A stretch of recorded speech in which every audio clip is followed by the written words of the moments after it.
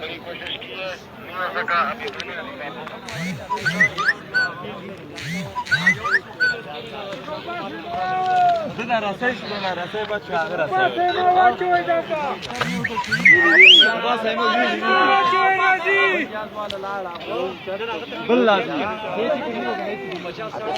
बिस्मिल्लाहिर्रहमानिर्रहीम कतुन को दा जमा आखिरी अपडेट दे जगह दलता बयान नेटवर्क कार न कई आर्मी वालों چې کوم هلیکاپټر او هغه د راسای سره نښته او هغه ځان د راسای نه آزاد کو واپس لاړ.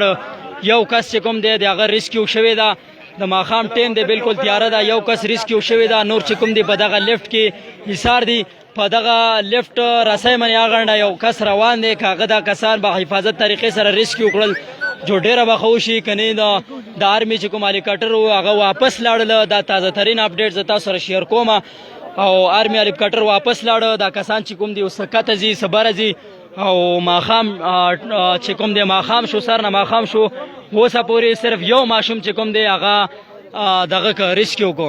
نو چې څومره ملګری ګورئ تاسو ټولو ته پته ولګي چې وسه پوری صرف یو ماشوم ریسکیو شو. نور ماشومان چې کوم دی هغه په لیفټ کې ایثار دی او وسه پوری صرف سار د اتونه واخلي. وسه پوری صرف یو ماشوم ریسکیو کو. نور ماشومان چې کوم دی هغه په لیفټ کې ایثار دي. هغه ته چې کوم دی جیکټ هم پهناو کړلې خو بیا هم د آرمی چې کوم هلیکاپټر هغه واپس لاړ. خالص ماخام شوی دی. هغه سره جیکټ موجود دی خو هغه نه پر اسای منی یو ځوان را روان دی کېدې شي چې هغه دغه ماشومان چې کوم دی با حفاظت طریقې منی ریسکیو کی. نو په هغه طرف نه هم کسان موجود دی او دې طرف نه هم کسان چې کوم دی ډیر زیات تعداد منی راغلی.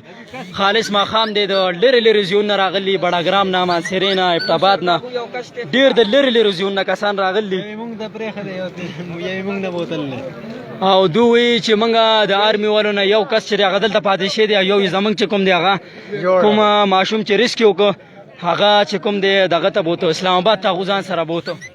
نو تاسو ټول دا لایو مناظره د قتل شي خالص ته ماخام بانک ټیم دی بلکې بانګونه به ویل شي ومي او دا تاسو ټول تازه اپډیټ راکوم چې صرف یو ماشوم چې کوم دی هغه ریسکیو کړی شو. او ابھی تک چلو آپ سب کو بتاتا چلوں کہ ابھی تک ایک بچے کو جو ہے ریسکیو کر لیا گیا ہے.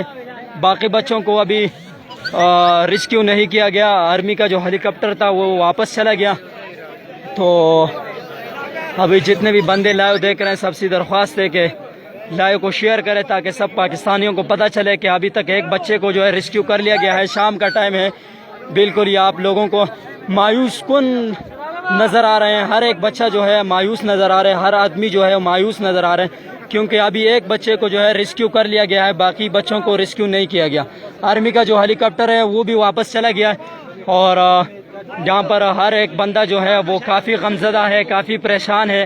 سب سے دعاؤں کی درخواست ہے کہ اس بچوں کا کچھ نہ کچھ کیا جائے. آرمی کا جو 2 ہیلیکاپٹر پھر سے آئے تھے وہ بھی واپس چلے گئے. تو ابھی دیکھیں گے کہ ضلع